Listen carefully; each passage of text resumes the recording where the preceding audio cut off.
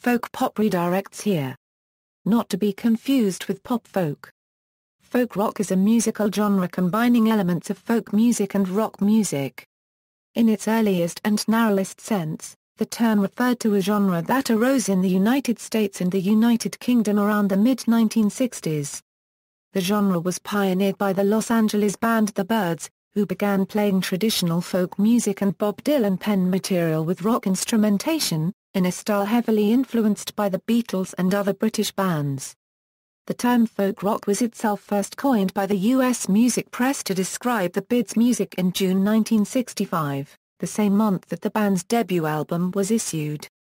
The release of the Byrds' cover version of Dylan's Mr. Tambourine Man, and its subsequent commercial success initiated the folk rock explosion of the mid-1960s. Dylan himself was also influential on the genre, particularly his recordings with an electric rock band on the Bringing It All Back Home, Highway 61 Revisited, and Blonde on Blonde albums. Dylan's July 25, 1965 appearance at the Newport Folk Festival with an electric backing band is also considered a pivotal moment in the development of folk rock. The genre had its antecedents in the American folk music revival, the beat music of the Beatles and other British invasion bands, the Animals' hit recording of the folk song The House of the Rising Sun, and the folk-influenced songwriting of the Beau Brummels. In particular, the folk influence evident in such Beatles songs as I'm a Loser, and You've Got to Hide Your Love Away was very influential on folk rock. The repertoire of most folk rock acts was drawn in part from folk sources, but it was also derived from folk-influenced singer-songwriters such as Dylan. Musically, the genre was typified by clear vocal harmonies and a relatively clean approach to electric instruments, as epitomized by the jangly 12-string guitar sound of the Byrds. This jangly guitar sound was derived from the music of the Searchers and from George Harrison's use of a Rickenbacker 12-string on the Beatles recordings during 1964 and 1965.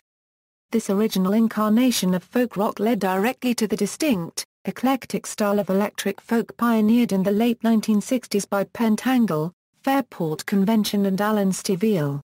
Inspired by British psychedelic folk and the North American style of folk rock, Pentangle, Fairport, and other related bands began to incorporate elements of traditional British folk music into their repertoire.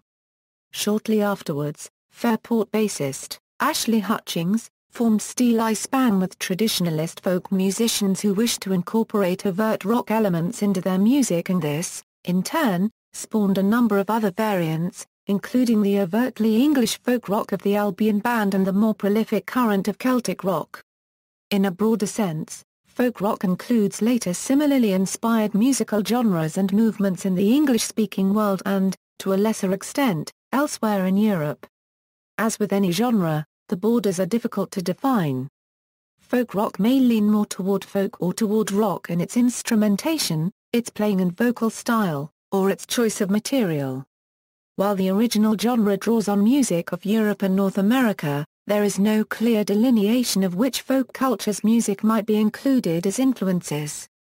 Still, the term is not usually applied to rock music rooted in the blues-based or other African American music, nor to rock music with Cajun roots, nor to music with non-European folk roots, which is more typically classified as world music. Antecedents. Revival.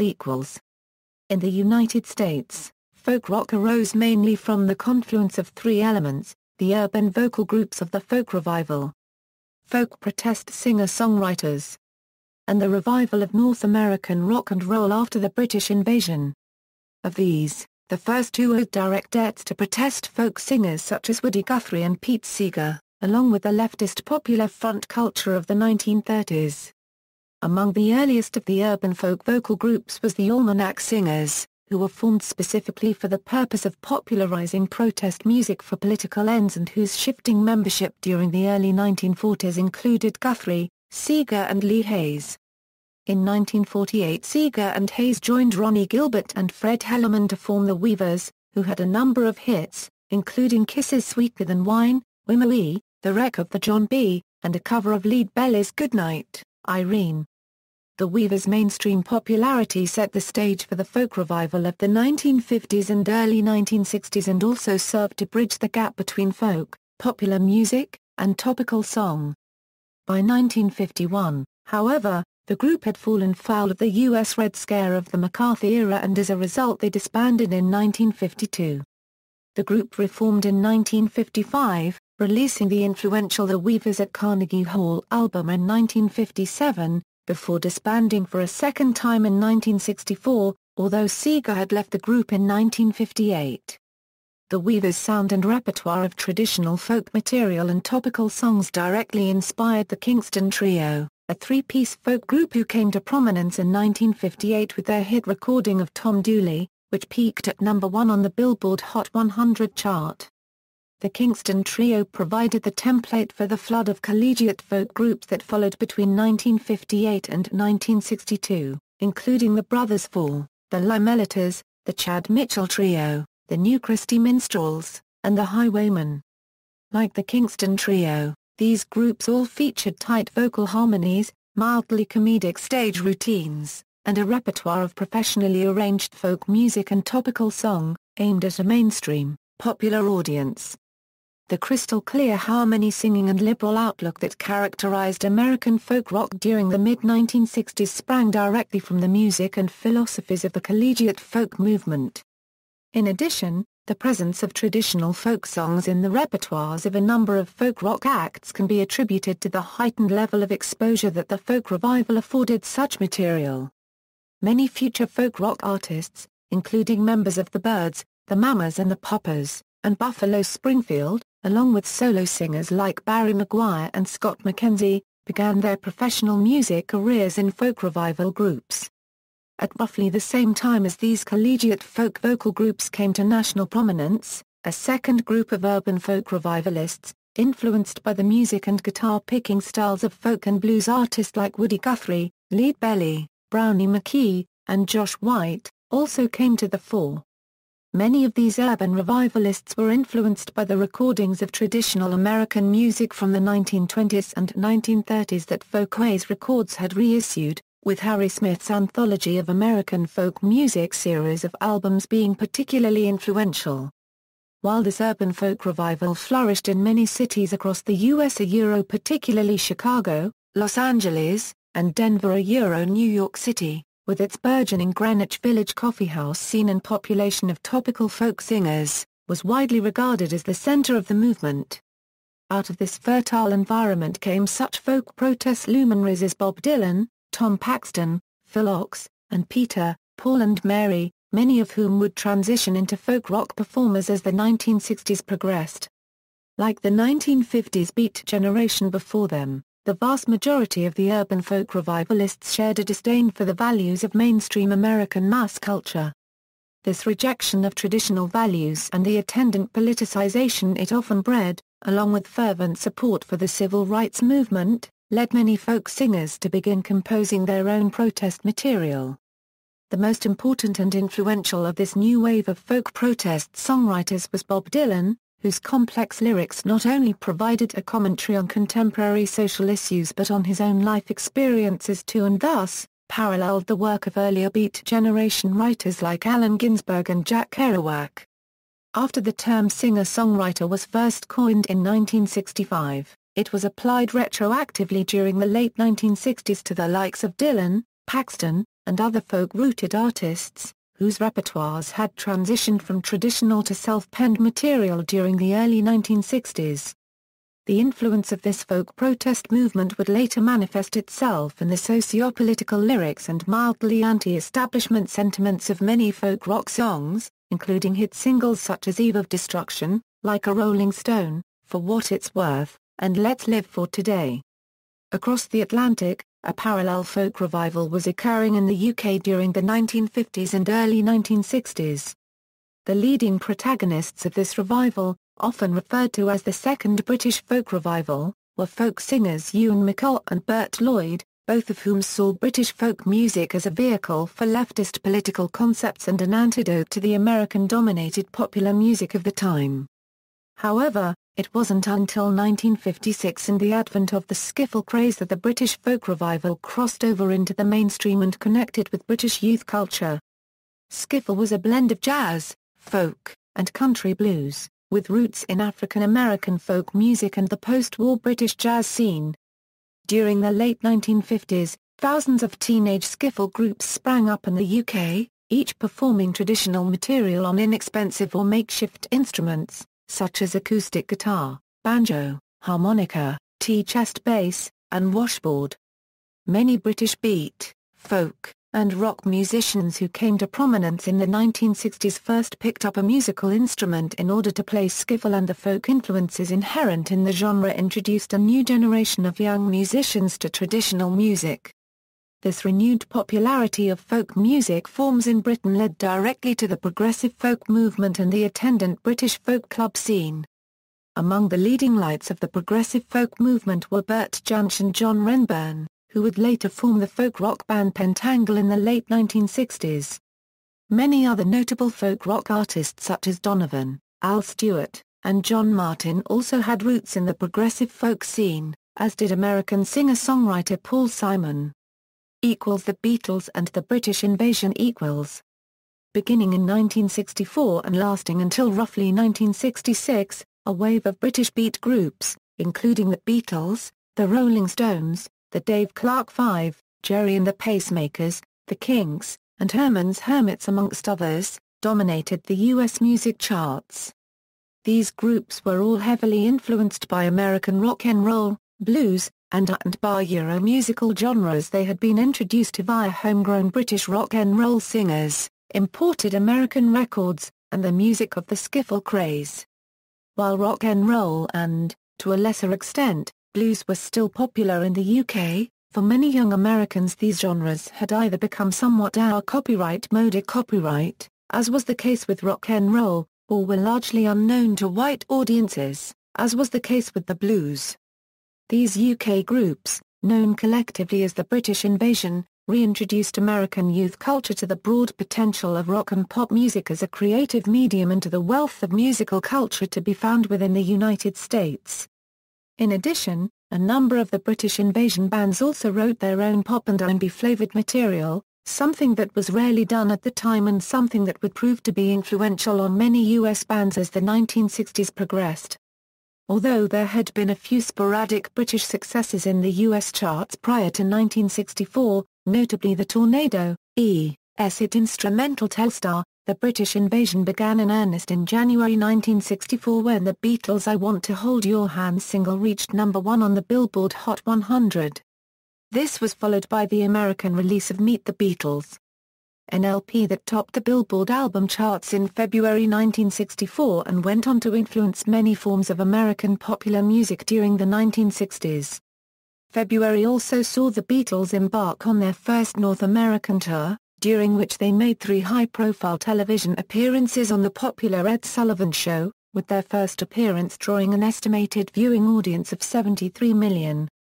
By April 4, 1964, the Beatles held the top 5 positions on the Billboard Singles Chart, the only time to date that any act has accomplished such a feat.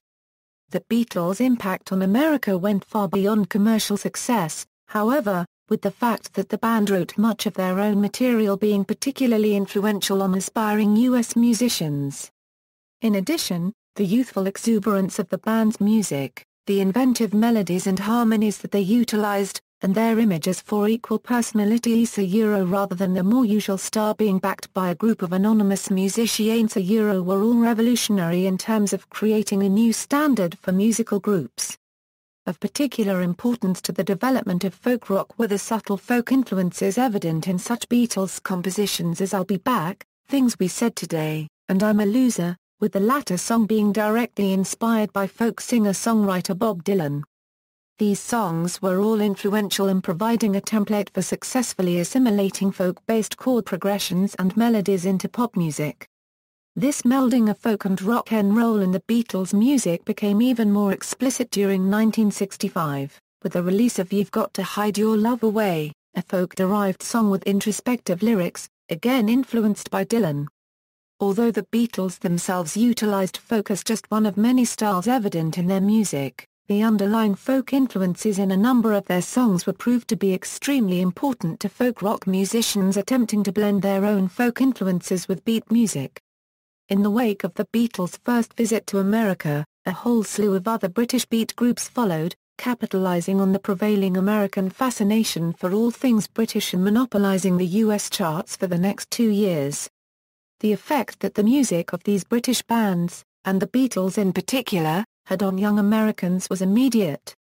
Almost overnight, folk Euro along with many other forms of homegrown music Euro became passe copyright for a large proportion of America's youth, who instead turned their attention to the influx of British acts.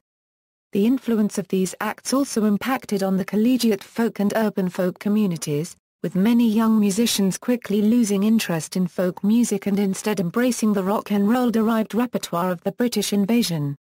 Future members of many folk rock acts, including the Byrds, the Jefferson Airplane, the Love and Spoonful, the Mamas and the Poppers, and Buffalo Springfield, all turned their backs on traditional folk music during 1964 and 1965 as a direct result of the influence of the Beatles and the other British invasion bands. Author and music historian Richie Unterberger has noted that the Beatles' impact on American popular culture effectively sounded the death knell for the American folk music revival. In addition to the Beatles, the two British groups that were arguably the most influential on the development of folk rock were the Animals and the Searchers. The former released a rock interpretation of the traditional folk song The House of the Rising Sun in the US in August 1964. The song reached number 1 on the Billboard Hot 100 singles chart and stayed there for 3 weeks, selling over 1 million copies in just 5 weeks in the US. This sorrowful tale of a whorehouse in New Orleans had previously been recorded by a number of folk and blues performers, including Bob Dylan, whose adaptation was likely responsible for first introducing the song to the Animals.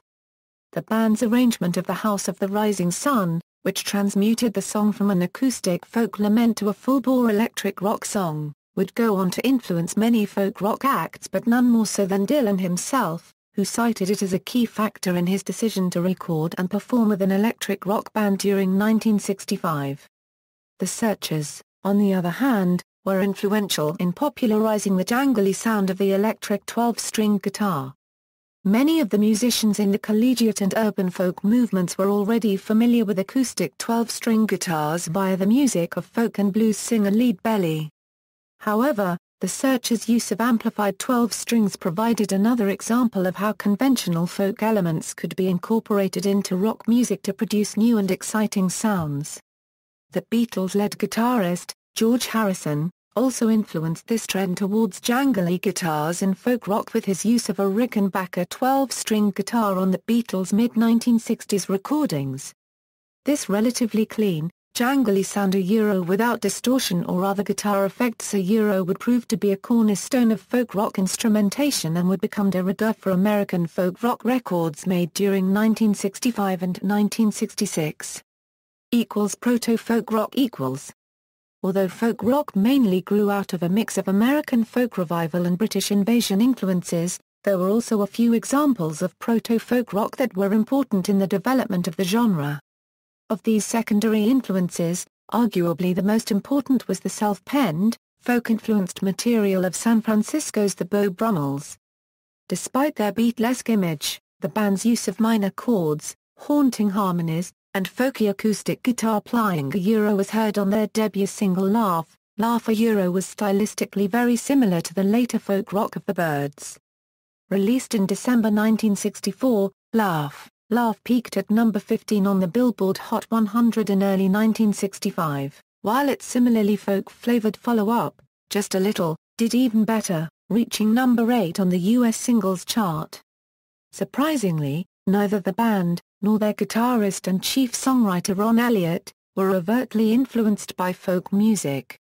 Elliott's own musical leanings were more towards country and western and musical theater, with any folk influence in the band's music appearing to have been entirely unintentional.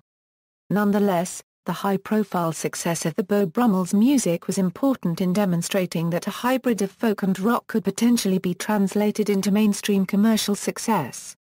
Predating the Beau Brummels' commercial breakthrough by almost 2 years, singer-songwriter Jackie DeShannon's April 1963 single Needles and Pins marked probably the earliest appearance of the ringing guitar sound that would become a mainstay of early folk rock.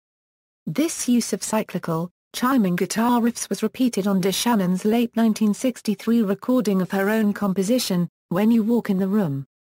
The following year, both songs would become hits for the Liverpudlian band The Searchers, who chose to place even greater emphasis on the jangly guitar playing in the songs.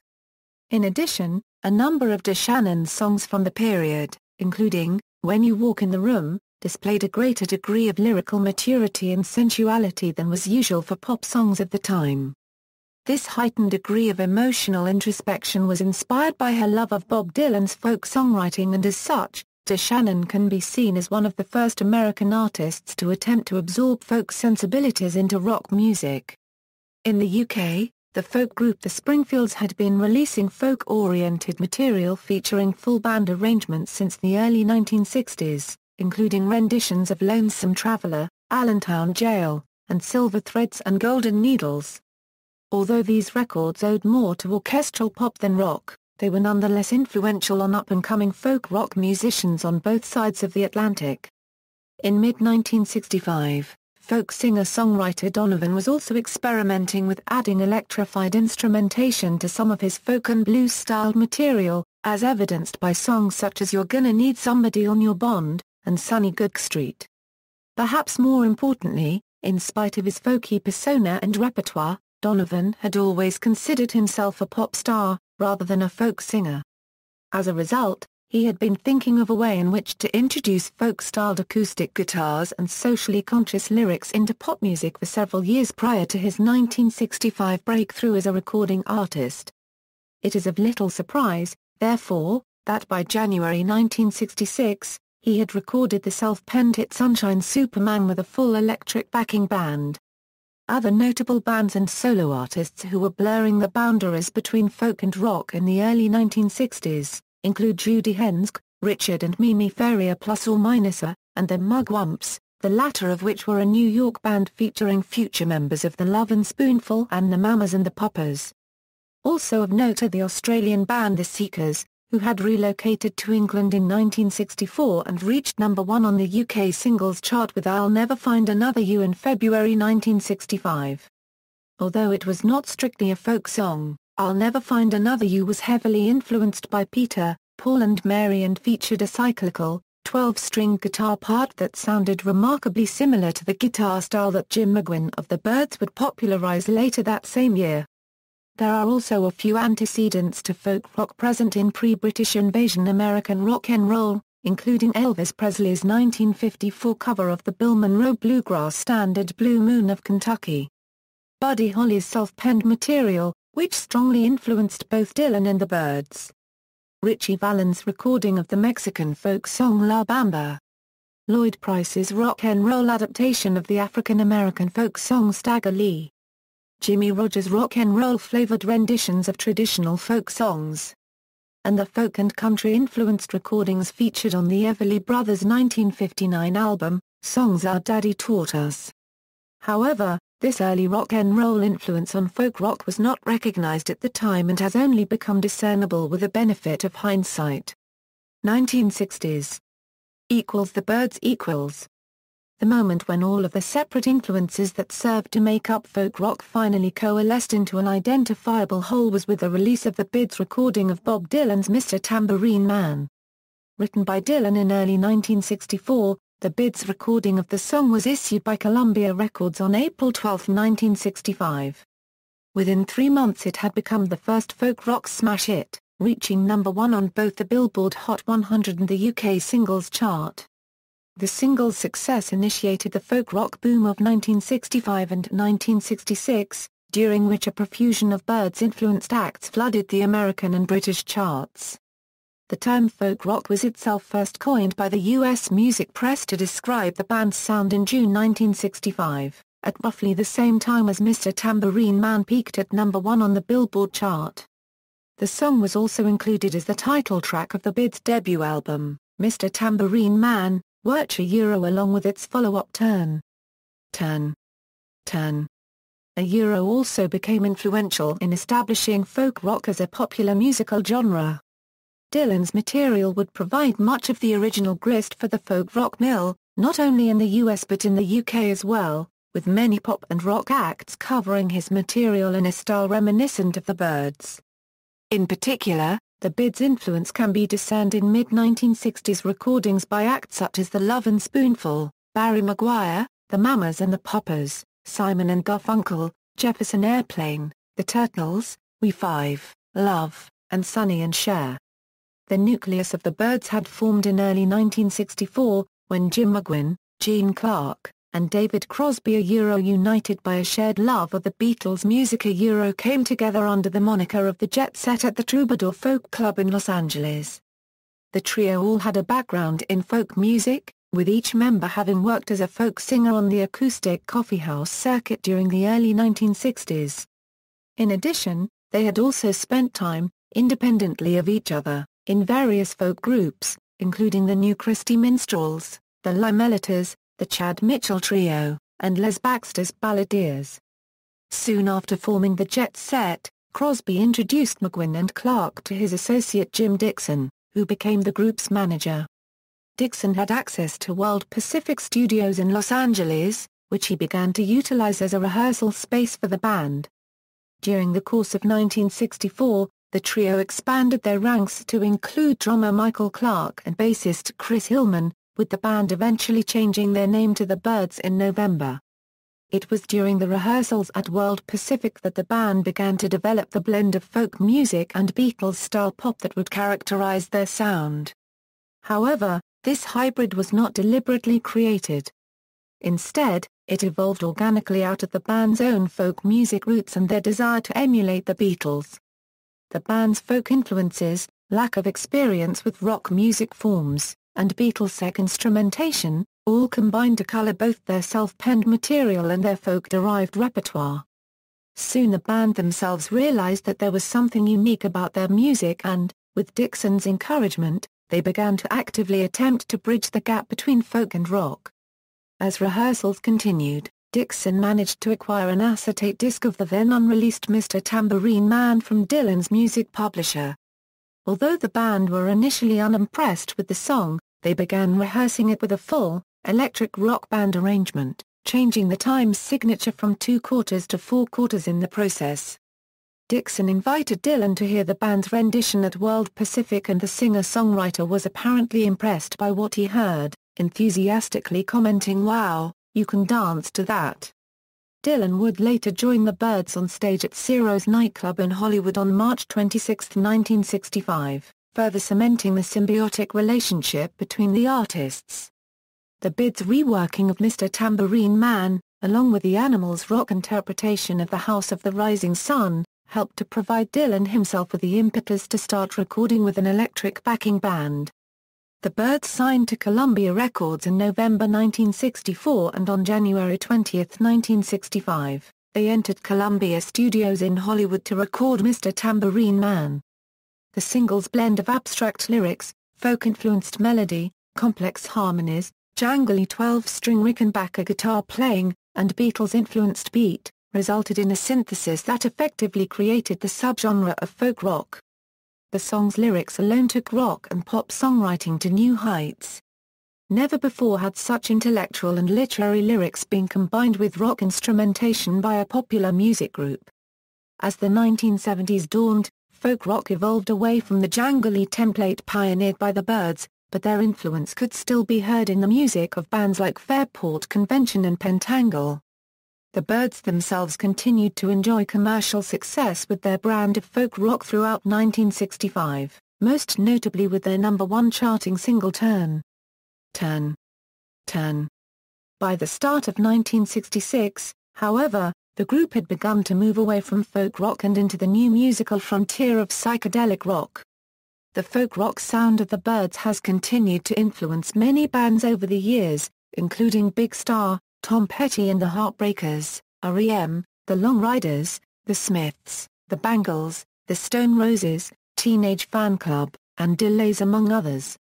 Bob Dylan 5 days before the Byrds entered Columbia Studios in Hollywood to record his song Mr. Tambourine Man, Bob Dylan completed the recording sessions for his fifth album, Bringing It All Back Home.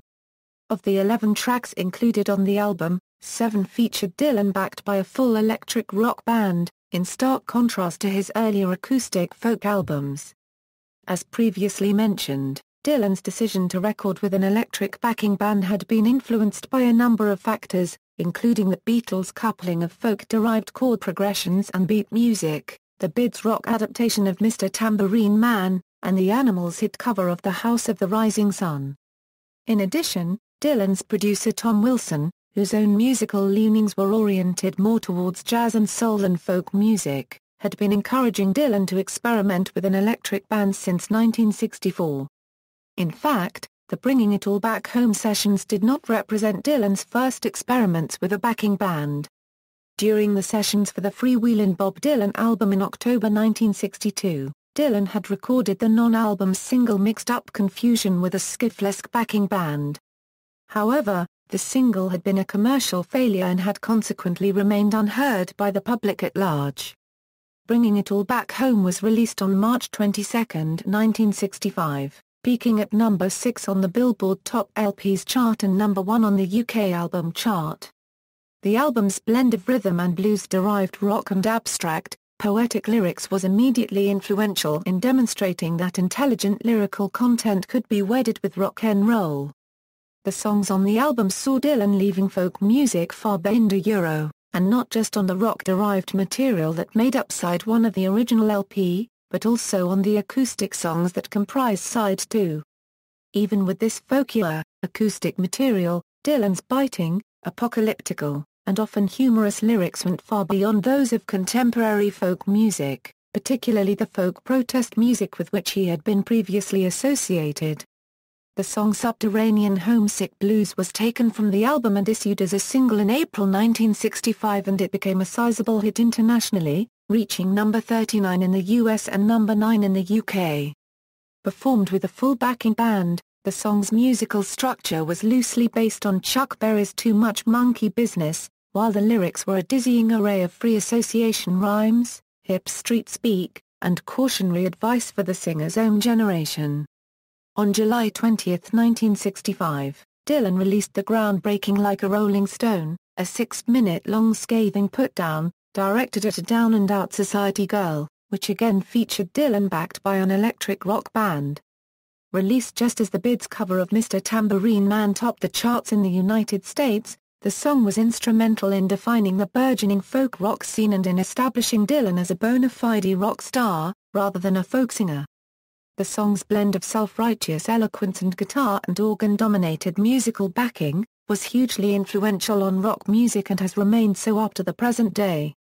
The length of Like a Rolling Stone alone was pioneering, although Columbia Records did issue 2 versions of the single, one featuring the full-length version of the song and the other with it chopped in half to facilitate radio play. In spite of its unconventional length, Like a Rolling Stone managed to reach the top 5 on both sides of the Atlantic. 5 days after the release of Like a Rolling Stone, on July 25, 1965, Dylan made a controversial appearance at the Newport Folk Festival, performing 3 songs with a full band. He was met with derisive booing and jeering from the festival's purist folk music crowd, but in the years since the incident, Dylan's 1965 Newport Folk Festival appearance has become widely regarded as a pivotal moment in the synthesis of folk and rock. Dylan followed Like a Rolling Stone with the wholly electric album Highway 61 Revisited and the non-album single Positively 4th Street, which itself has been widely interpreted as a rebuke to the folk purists who had rejected his new electric music. Throughout 1965 and 1966, hit singles like Subterranean Homesick Blues, Like a Rolling Stone, Positively 4th Street, and I Want You among others, along with the Bringing It All Back Home, Highway 61 Revisited and Blonde on Blonde albums, proved to be hugely influential on the development and popularity of folk rock. Although Dylan's move away from acoustic folk music served to outrage and alienate much of his original fanbase, his new folk rock sound gained him legions of new fans during the mid-1960s. The popularity and commercial success of the Byrds and Bob Dylan's blend of folk and rock music influenced a wave of imitators and emulators that retroactively became known as the folk rock boom. Other musicians. One of the first bands to craft a distinctly American sound in response to the British invasion was the Beach Boys. While not a folk rock band themselves, they directly influenced the genre, and at the height of the folk rock boom in 1966 had a hit with a cover of the 1920s West Indian folk song Sloop John B., which they had learned from the Kingston Trio, who, in turn, had learned it from the Weavers. The success of Dylan, the Byrds to integrate the sound of electric guitar to their music led record producer Tom Wilson to add electric guitar, bass and drums overdosed to the sounds of Silence, a song which had been recorded by the folk duo Simon and Garfunkel in 1964 and first released on their album Wednesday Morning, 3 a.m. The reissued single rose to number 1 on the Billboard Pop chart in late 1965, became a hit around the world, and set the duo on one of the most successful careers in pop and rock music. Simon and Garfunkel have been described as folk rock's greatest duo, and one whose fame and influence would persist well beyond folk rock's heyday. Much of the early folk rock music emerged during a time of general global upheaval, the Vietnam War, and new concerns for the world by young people. In the United States, the heyday of folk rock was arguably between the mid-60s and the mid-70s, when it aligned itself with the hippie movement and became an important medium for expressing radical ideas.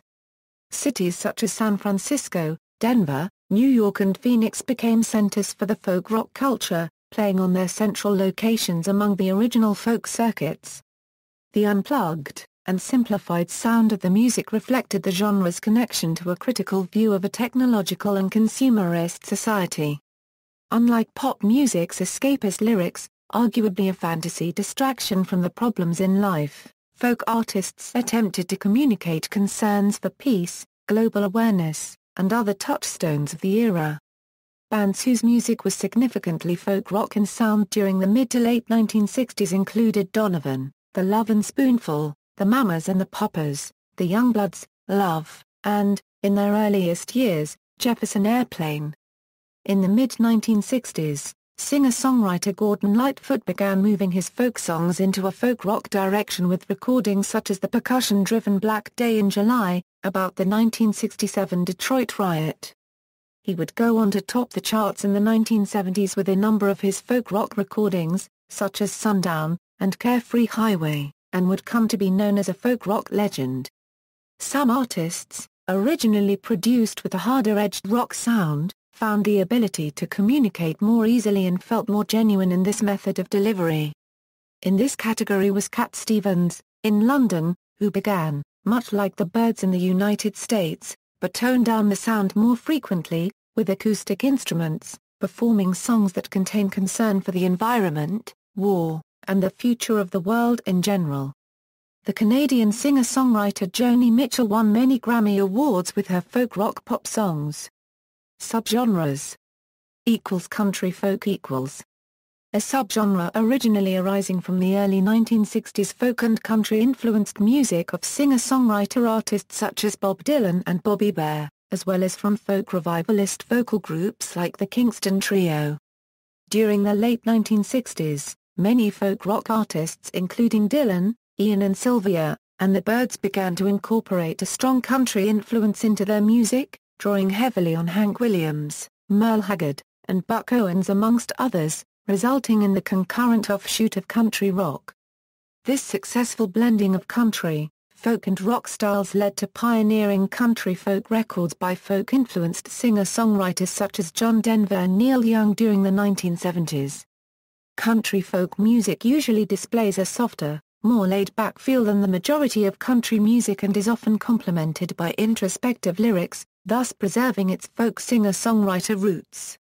Since the 1970s, the country folk subgenre has been perpetuated by artists including John Prine, Nancy Griffith, Kathy Mattea, Mary Chapin Carpenter, and Iris DeMent. Electric folk.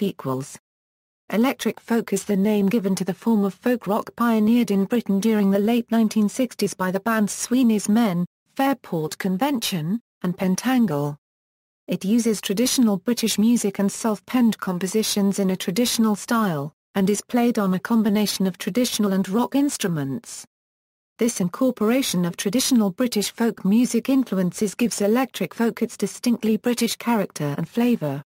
It evolved out of the psychedelia-influenced folk rock of British acts such as Donovan, The Incredible String Band, and Tyrannosaurus Rex, but was also heavily influenced by such American folk rock bands as the Byrds, Love, and Buffalo Springfield.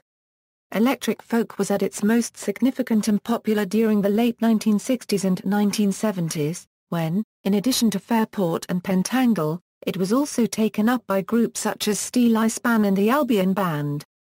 Steely Span was founded by Fairport Convention bass player, Ashley Hutchings, and was made up of traditionalist folk musicians who wished to incorporate electrical amplification, and later overt rock elements, into their music. This, in turn, spawned the conspicuously English folk rock music of the Albion Band, a group that also included Hutchings as a member.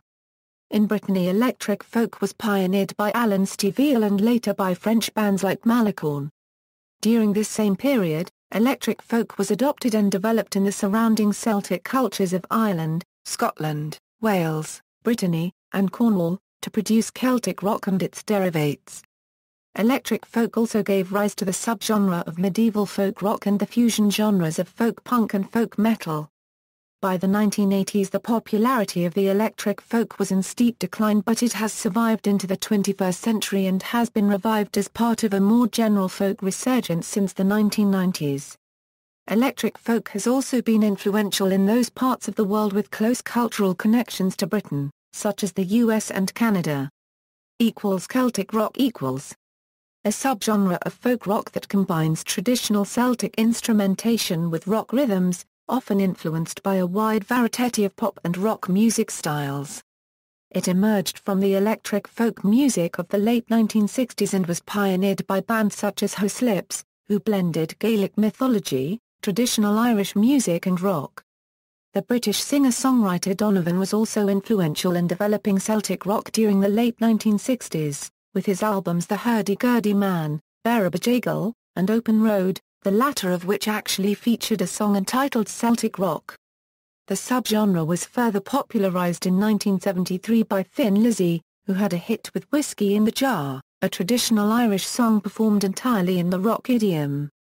Throughout the 1970s, Celtic rock held close to its folk roots, drawing heavily on traditional Celtic fiddle, pipe, and harp tunes, as well as traditional vocal styles, but making use of rock band levels of amplification and percussion. In the 1980s and beyond, Celtic rock was perpetuated by bands such as The Pogues, The Waterboys, Runrig, Black 47, and The Prodigals. A more recent folk rock band based in England is the Bible Code Sundays. Celtic rock is also popular in Spain, where bands such as Celtas Cortos have had a large following since the early 90s. Medieval folk rock Medieval folk rock developed as a subgenre of electric folk from about 1970 as performers, particularly in England, Germany and Brittany, adopted medieval and Renaissance music as a basis for their music, in contrast to the early modern and 19th-century ballads that dominated the output of Fairport Convention. This followed the trend explored by Steely Span, and exemplified by their 1972 album Below the Salt. Acts in this area included Griffin, Gentle Giant and Third Ear Band.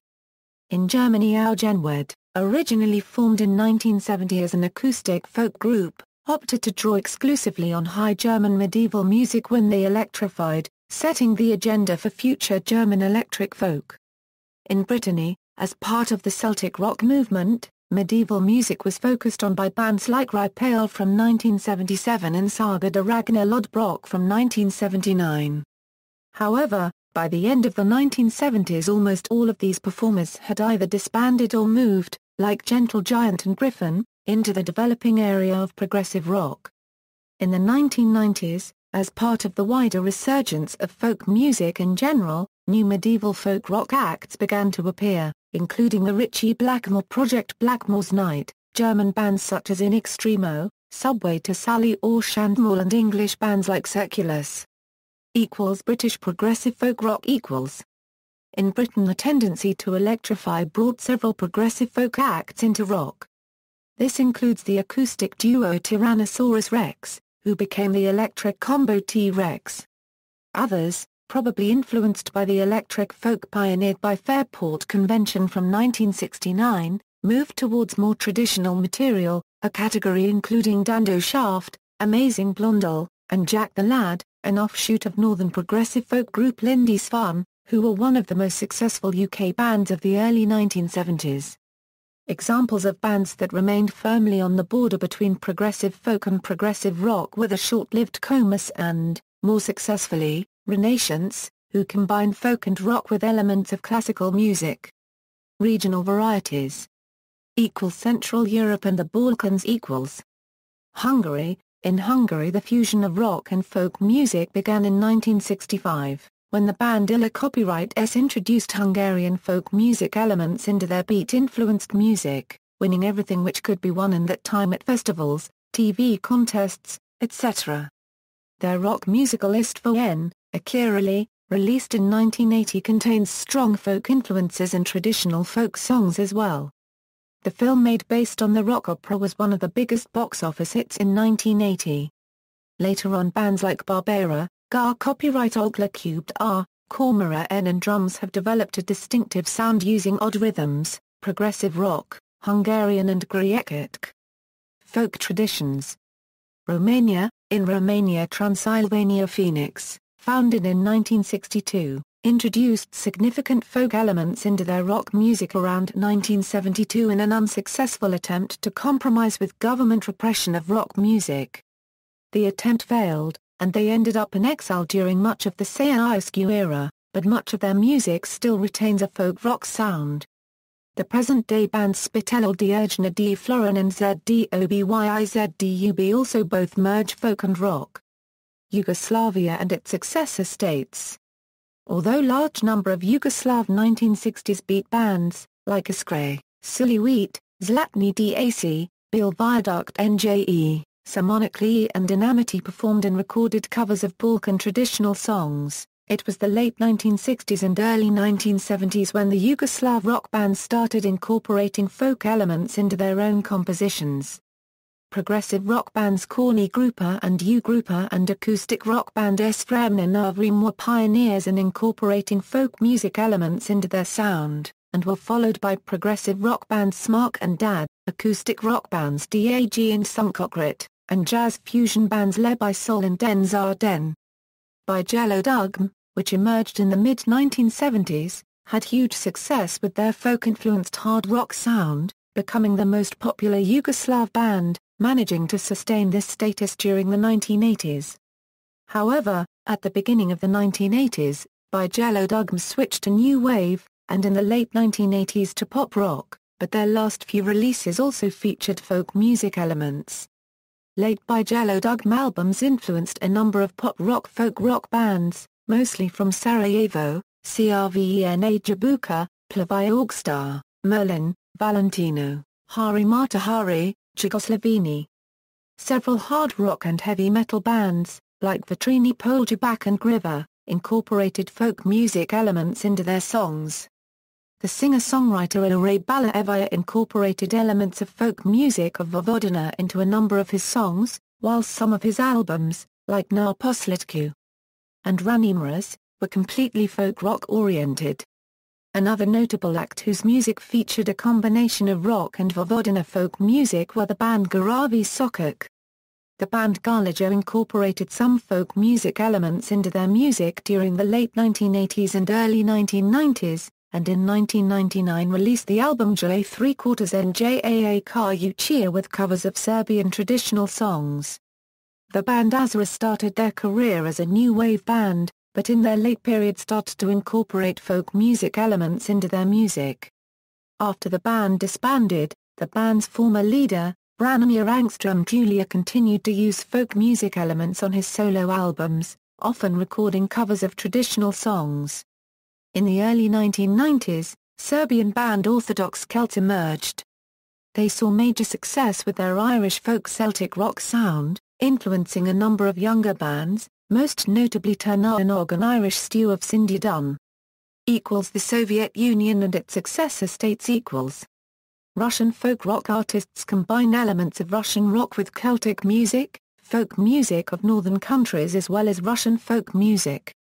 Examples are the band Yatka and Zark Sok, who perform Tuvan and Tatar traditional music based on rock music.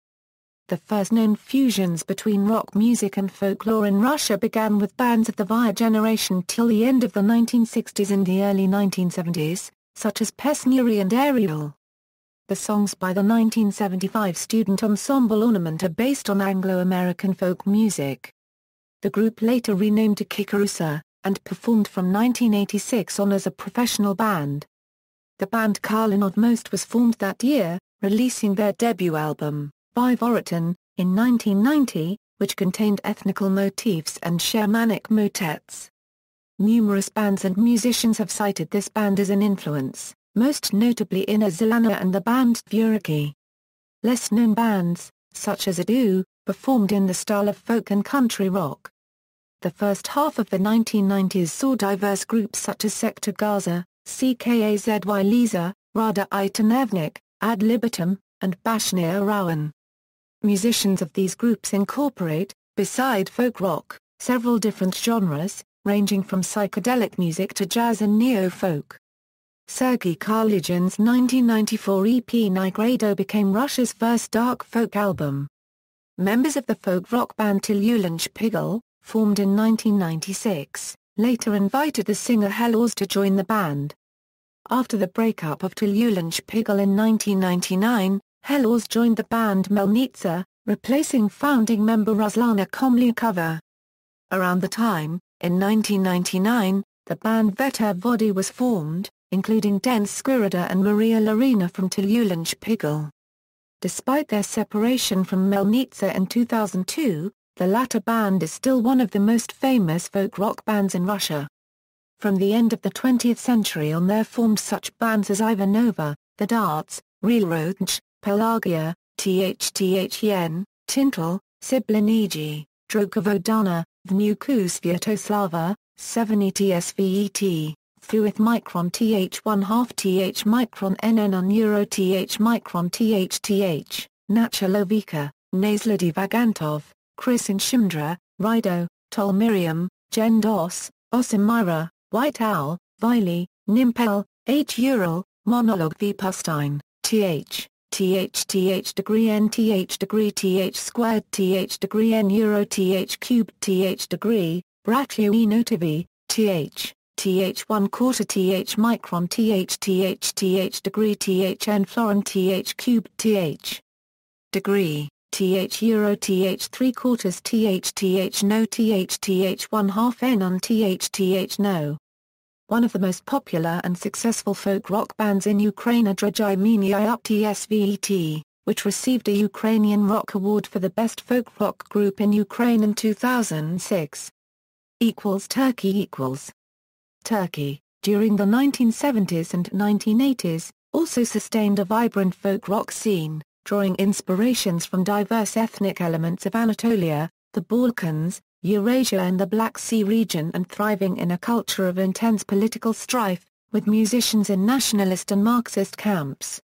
Leading examples are Semka Raka, Kaza ± M Koyunku, Bara ± Y Mana Section No, Erkin Kure, Fikret Kar ± Zar ± Lok, Sila 1/4 Itla and Moa Yola. Germany There is a large and diversified folk rock scene in Germany. The scene is closely, but not solely, connected with the medieval festivals, which for more than 20 years has been kept all over Germany, often in old castles. The largest of these is Spectaculum. The music realizes all kinds of mixtures between folk and rock. There are bands such as Die Struna whose music is close to medieval music, but there are more bands whose music, though it is close to medieval music, use rock drums and rock-like rhythms and are more or less electrified. Many bands plays even more rock like folk rock, although form is hard to classify due to music variation. Some bands play medieval metal. Use of older instruments is common in German folk rock. The most widely used old instruments in the German folk rock are perhaps bagpipes, pipes, hurdy-gurdy, nickel harp, and lute, which often are played together with rock guitar, bass and drums. Tanzut and In Extremo have for instance two bagpipes players in their heavy band. The German folk rock scene is largely based on professional musicians, including a number of female multi-instrumental musicians such as Anna Kra-Currency Mzlein and Fiona Rawan-Kortberg. The inspiration of the German folk rock does not stem from old German music only, but from a variety of other sources such as France, Netherlands, Scotland, Ireland and Sweden. Faun has introduced music from even a wider range of countries. Some German folk rock bands play Scotch and Irish folk rock, like the Dolmen and Fiddler's Green. German folk rock has nothing to do with Schlager's music or traditional brass band music. Italy and Spain. Italy. It is difficult to define the boundaries between folk and ethnic music in Italy, because of its geographic position and its history. The folk side was founded by the Nuova Compagnia di Canto Popolare at the end of the 1960s. The Nuovo Canzoniere Italiano was characterized by musical search and a strong political commitment. In Italy, many songwriters imported American models, such as folk beat N1 by Francesco Guccini or Tuedado Bonato, who mixes country, rock and tarantella. Folk rock roots can be found into Italian songwriters, Fabrizio De Andra copyright and Angelo Branioldi. In 1984, Fabrizio De Andra copyright published the LP Cremusa de Mar, in Genoese dialect. De Andra copyright used musical instruments from Bosporus to Gibraltar, oud, Andalusian guitar, Macedonian bagpipe, flute, Turkish shanaj, lute, Greek bouzouki and Neapolitan mandolin. Branioldi is a classical musician whose first LP Branioldi 74 is near to progressive sound. Later he approaches to medieval and Renascimental and Celtic music. In 1985 he sang William Butler Yeats' poetry. The violin, the harp, the sitar, the banjo and the lute are accompanied by electric bass and drums. Later he substituted violin with electric violin. In 1982 Lou Dalfin formed an Occitanian group which performed traditional music with traditional instruments, guranda, accordion and organetto, violin, flute, boa and bagpipe and singing in Occitanian language. A new lineup of the band in 1990 played folk, jazz and rock using electric bass, drums, electric guitar, keyboard and saxophone. In 1988 Gigi Camada, Gino Marilli and Andrea Parodi founded Tazenda, an Italian ethno-folk rock group which uses alornedas, the sampled canti a tenore. The diatonic accordions are mixed with electric guitars and drums and harmonicas. The Gang were formed in 1984 as a punk group, inspired by The Clash, but in 1990 they began to sing about Italian political and social situation and they moved away from punk-style electric guitar and used acoustic 12-string guitar, violin, accordion, harmonica, and flutes. In 2004, after 2 rock discs, Gang recorded Nel tempo e alto cantando insieme with La Macchina, band of musical search from March led by Gastone Pietrucchi.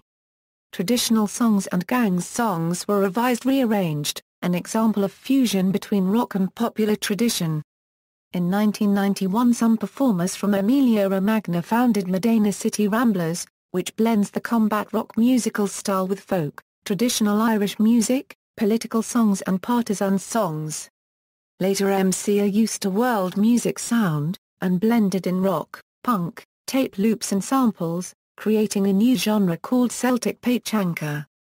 Many groups were influenced by MCA Casa del Vento, Fiamma Fumena led by Alberto Contica, Caravan de Ville of Giovanni Rubbiani, Duxia of Massimo Giuntini, Paulum and La Strana Famiglia led by Luciano Gattani, and Cisco now a guitarist and drummer. Spain. Other fusions of folk and rock include new flamenco, the pop-oriented forms of North African raw music. Spain has produced 2 folk rock bagpipers, Susana Sivain from Galicia and Hevia, who mix traditional with modern dance tunes. Trickle is another Spanish Celtic rock band that combines rock music with Celtic folk roots, whereas Mago Dios is a well-known Spanish band which combines Celtic folk rock with hard rock. Besides, experimental rock musician Linda Thomas gained notoriety for fusioning traditional music with rock or Eurodance music. Outside Europe. Canada. Canadian folk rock is particularly although not exclusively, associated with Celtic folk traditions. Bands such as Figgy Duff, Wonderful Grand Band and Spirit of the West were early pioneers in the Canadian tradition of Celtic-influenced rock, and were later followed by acts such as Crash Test Dummies, Great Big Sea, The Martins, The Ducks, Jimmy George, Rawlins Cross, Captain Tractor, Mudman, and Mitcher. In recent years, a variety of Canadian indie music has reached the scene with varying styles of folk rock such as Attack in Black, Great Lake Swimmers, City and Colour, The Wooden Sky, Joel Plaskett and 2 Hours Traffic. Australia has a unique tradition of folk music, with origins in both the indigenous music traditions of the original Australian inhabitants, as well as the introduced folk music of 18th and 19th century Europe. Celtic, English, German and Scandinavian folk traditions predominated in this first wave of European immigrant music. The Australian tradition is, in this sense, related to the traditions of other countries with similar ethnic, historical and political origins, such as New Zealand, Canada, and the USA. The Australian indigenous tradition brought to this mix novel elements, including new instruments, some of which are now internationally familiar, such as the didgeridoo of Northern Australia. Notable Australian exponents of the folk revival movement included both European immigrants such as Eric Bogle, and indigenous Australians like Archie Roach, and many others. In the 1970s, Australian folk rock brought both familiar and less familiar traditional songs, as well as new compositions, to live venues and the airwaves. Notable artists include the Bushwaker Band and Regime. The 1990s brought Australian indigenous folk rock to the world, led by bands including Ythi Yindi. Australia's long and continuous folk tradition continues strongly to this day, with elements of folk music still present in many contemporary artists including those generally thought of as rock, heavy metal and alternative rock.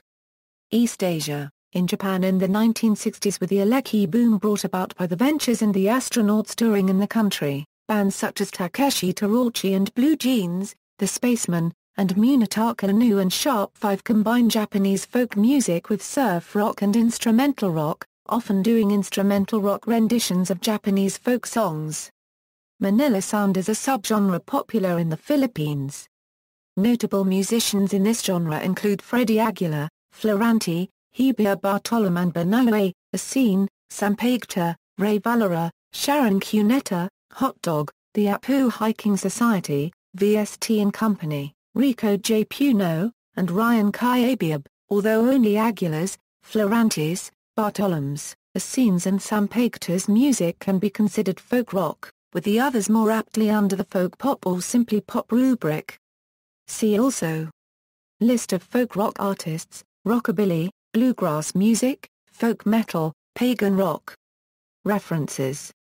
Further reading: Brocken, Michael, The British Folk Revival, 1944 2002, Ashgate, Cohen, Ronald D., Folk Music, The Basics, Routledge, Ian Arson, John, Mr. Tambourine Man, Backbeat Books, Friedlander, Paul, Rock and Roll, A Social History, Westview Press, Frith, Simon, The Rock Era, Routledge, Gilliland, John.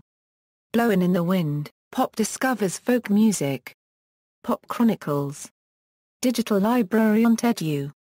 Lying, Dave, A.L. The Electric Muse, The Story of Folk into Rock.